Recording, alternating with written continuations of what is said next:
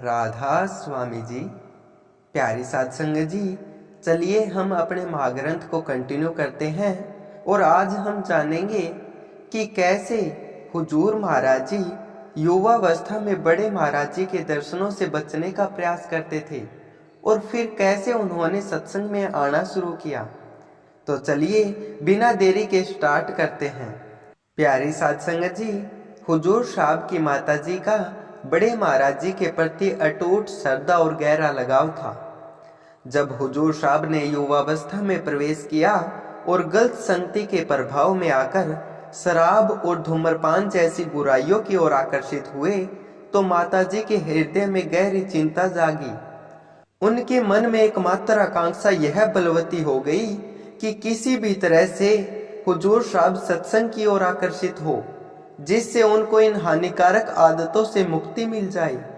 माताजी और हरलाल चाचा ने हुजूर साहब को कभी डांट फटकार कर तो कभी प्यार और आकर्षक प्रलोभन देकर सत्संग में आने के लिए मनाने के अनेक प्रयास किए, परंतु हुजूर साहब न सिर्फ सत्संग से दूरी बनाए रखते बल्कि अपनी माताजी को भी सत्संग जाने से रोकते थे।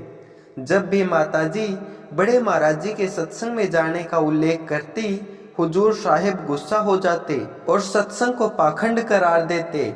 इन झगड़ों की वजह से माताजी को कई बार चुपके से सत्संग में जाना पड़ता था। एक ही गांव में रहते हुए हुजूर साहब अक्सर बड़े महाराज जी के दर्शनों से बचते थे। जब कभी भी बड़े महाराज जी गांव में आते दिखाई देते, हुजूर साहब उनसे बचने के लिए अपना मार्ग बदल देते थे। एक बार तो गली में उनके सामने से आते बड़े महाराज जी को देखकर हुजूर साहब मुलाकात से बचने के लिए भागकर बगल की गली में छिप गए और तब वहां से निकले जब बड़े महाराज जी वहां से चले गए। पर जब हुजूर साहब उनकी शरण में आए तो उनका बड़े महाराज जी के प्रति ऐसा गहरा प्रेम जागृत हुआ कि रात्रि में भी उनके दर्शन के बिना उनका मन नहीं लगता था। यहाँ तक कि रात को 1 बजे भी अगर उनकी आंखें खुल जाती तो वे तुरंत बड़े महाराज जी के दर्शन करने उनके कमरे में चले जाते। प्यारी साध संगत जी, घर के सभी सदस्य हुजूर साहब की शराब की बुरी लत से बेहद परेशान रहते थे और उनके सुधार की आकांक्षा रखते थे। उनकी इस आदत से मुक्ति के लिए सभी ने अनेक प्रयास किए ताकि हुजूर साहब आत्मज्ञान के साथ अपना जीवन सुधार सके। चाचा हरलाल भी बार बार उन्हें समझाते थे, महाराज जी के पास चलो, वहां आपको जीवन की बहुमूल्य बातें सुनने को मिलेगी। परंतु हुजूर साहब का मन इससे विरक्त था और वे अक्सर उत्तर देते, यह सब पाखंड है, यह तो केवल दुनिया का भ्रम है। लेकिन जब चाचा जी ने अधिक आग्रह किया तो हुजूर साहब अंततः उनके साथ सतगुरु दरबार में चले आए। हुजूर साहब का आश्रम में प्रवेश करते ही वहां उपस्थित लोगों में आश्चर्य की लहर दौड़ गई। मास्टर आश्रम में? यह सोचकर सभी की नजरें हुजूर साहब पर टिक गई, क्योंकि उनका क्रोधी और अलोकप्रिय व्यक्तित्व सभी को ज्ञात था। लेकिन बड़े महाराज जी की नजर मेहर ने हुजूर साहब पर ऐसा अद्भुत प्रभाव डाला कि वे प्रेम की उस गहराई में डूब गए जिसकी कल्पना भी उन्होंने कभी सपने में भी नहीं की थी। सत्संग जारी था और जब बड़े महाराज जी ने प्रवचन दिए तो उनके शब्दों ने हुजूर साहब को गहरे आनंद और प्रसन्नता की अनुभूति कराई। उन्हें एहसास हुआ कि उनकी महाराज जी के प्रति पहले की धारणा गलत थी और वास्तव में महाराज जी तो समाज के भ्रम और पाखंड को दूर करने के महान कार्य में लगे हुए थे। सत्संग के समापन पर बड़े महाराज जी का हुजूर साहब और उनके चाचा जी को विशेष रूप से एक कप चाय के लिए आमंत्रण ने सब कुछ बदल दिया।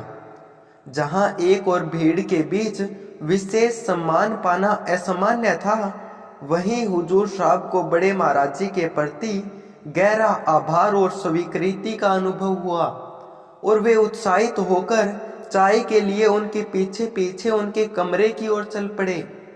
उस दिन बड़े महाराज जी ने हुजूर साहब को अपने हाथों से चाय, मिठाइयाँ और लड्डू का प्रसाद खिलाया। इस अनुभव के बीच हुजूर साहब के मन में विचार आया कि बड़े महाराज जी के साथ न केवल अद्भुत शिक्षाएं प्राप्त होती है, बल्कि उनके यहाँ ऐसी स्वादिष्ट मिठाइयाँ भी मिलती हैं, तो क्यों न यहाँ रोज आया जाए।